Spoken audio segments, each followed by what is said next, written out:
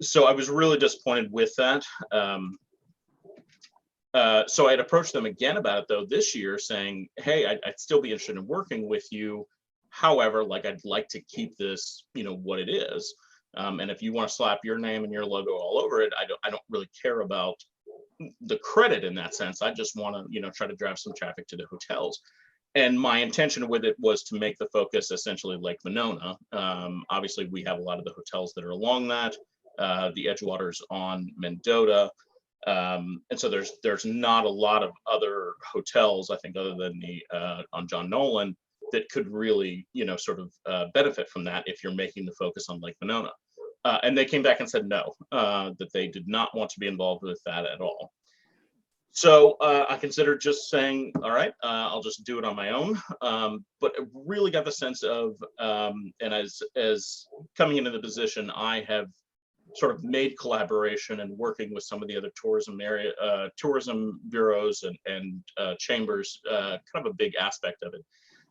And so, kind of looking at other areas, other suburbs of Madison that could potentially benefit from it. So I reached out to several different chambers, and McFarland was interested. However, their chamber's in kind of a weird place, and McFarland doesn't have any hotels, which is really odd. Cottage Grove was interested, but Cottage Grove actually doesn't have any lakes. Literally.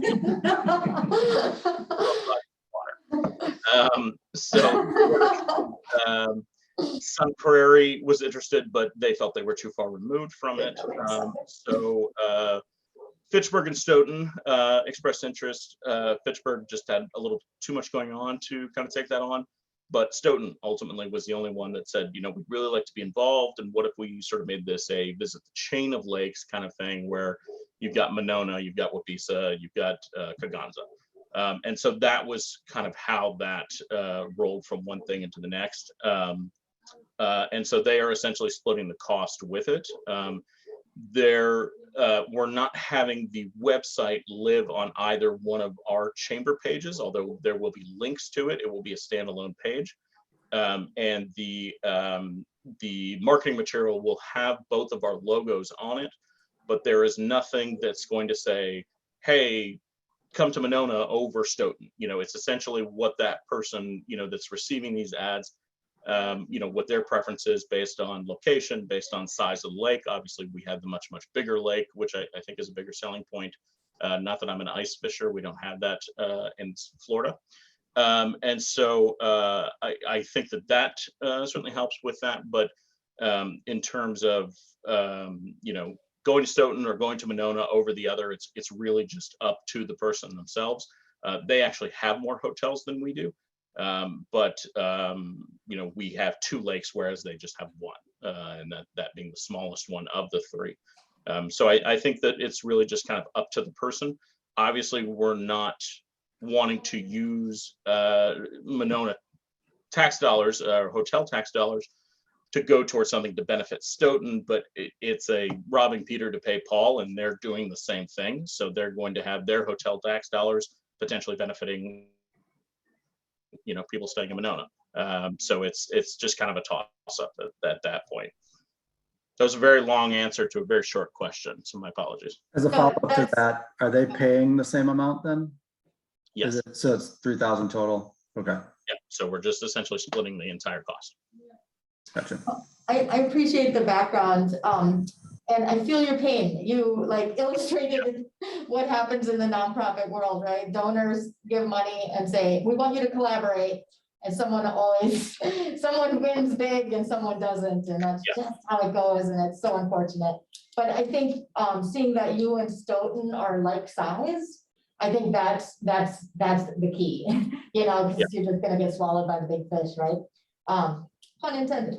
And but I think this sounds really smart. You're leveraging the lakes to just bring people to the region. I think maybe are you going to be able to have any metrics for us, like anything at all, to see how this pans out? Essentially, just the hotel hotel guest numbers and their occupancy rate is really the only way I compare it. the hotels is something I discovered during the Badger tailgate are not always great about, if they've got 100 guests staying in, during the course of a Badger, one of the weekends when we're doing the Badger tailgate, breaking down exactly how many of those guests were there for the tailgate, or were even there for the game. We're going to the game, or we're just in town, to sort of participate in it, and then decided to take part in the tailgate just because. So at the end of it, I will certainly be able to give the committee numbers based on like, hey, here's what the occupants rate was, for this week in February versus the same week in February in 2019. I don't think it would make sense to compare that to 2020. But being able to look at it that way to say, these are certainly the doldrums for them, typically, and we saw a 50% spike. We can look back at that and say, well, I don't know that we can say that 50% spike came entirely because those were all ice fishermen, because I can't get the hotels to give me that data. But we can say, there was a 50% spike, and hopefully a big portion of it was from that.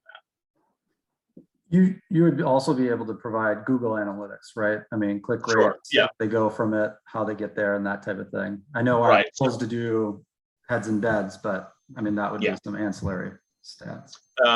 So we certainly can look at that as well in terms of how many people saw the ad, how many people, kind of clicked through and went that route, or made reservations, or got additional information. So we can certainly look at that,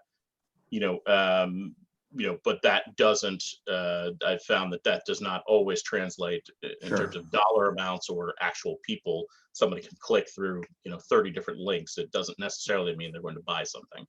But yeah, that data will be available. So maybe, I know that struggle with getting the hotels to track, but maybe, but it makes sense to keep trying to encourage them. So maybe if you make like, just have a sheet of paper that they ask them just to tape it to the desk and just a tally. If they say, what brings you into town? And they say, oh, we're here to ice fish, tally it down. Sure. And just try that, just to get some kind of, so we can track some kind of conversion rate. Sure. And I know I don't have high expectations, but you never know. They might do it. Well, please don't misunderstand that to mean it's not a lack of desire on my part. I would love to have that data from them. And I think the hotel owners are very vested in giving me that information. Working with corporate for Avid and the local managers for all three of them. I have great relationships there, and they're always very interested in that. I think it comes down to, kid that's working the front desk may not give a damn. And so a lot of times that gets lost in translation. But yes, I think if we can come up with a system that's incredibly simple, that we may be able to at least get some approximate numbers back for you all. Great. Mike, I know you have to leave soon and you're on the phone and I can't see if you're raising your hand or anything, but I wanted to kind of call you out and see if you had any questions. It looks like Mike just dropped off. Yeah. Oh, all right. Perfect timing, I guess. Are there any additional questions or no? All right, so I will be open for a motion for approval of this application. Motion to approve. Is there a second? I'll second. And maybe we could add to the motion just that there be some kind of a tracking sheet distributed to the hotels just as an effort. Sure. Any additional discussion? Seeing none, all those in favor say aye. Aye. Aye. All those opposed? All right, it passes. Thank you, Devin. Thanks for your time. Good luck. Absolutely. Thanks for having me today, guys. Enjoy ice fishing. All right. Thank you. Bye. I know we have some from Alder Goforth that we didn't talk about this time, but are there any additional items that commission members want to add to our future agenda? All right. Andrew, this is Oh, Mike. Can you hear me? I'm sorry. yeah, no, now we can hear you. Hey. I tried to unmute myself and I hung up instead. Oh. So it sounds like you voted, and all I was going to say is I'm supportive. I do need to go now, but I am supportive. So good work, Devin, and I will sign off, but I vote aye. Perfect. Thank you very much, Mike. Yeah, thank you all. Take care. Bye-bye. Bye. And then upcoming meetings will be to be determined as. Yeah, and likely, as we talked at the last meeting, we were looking at probably a June meeting once, in particular, the 2 projects from MESBA have been completed, and then he's got data on the success, then we could have a presentation from MESBA on those 2. So we'll look at June, and I'll keep this body in the loop as to when those might get scheduled. Sure. And do you, not to put you on the spot, do you have, after that $1,500 approval, do you have our final amount that we still have? Yeah, I think prior to this approval, we were at just over $40,000. So just subtract out that. So we've got at least $48,000 in change remaining in the fund. So, and if we were, similar to this application, if we were to get another application kind of rolling in at any point, then we'd call another special meeting. And if we were to call a meeting in between now and June, we'd make sure we had the conflict of interest discussion on the next agenda. Sure. All right. I will take a motion to adjourn.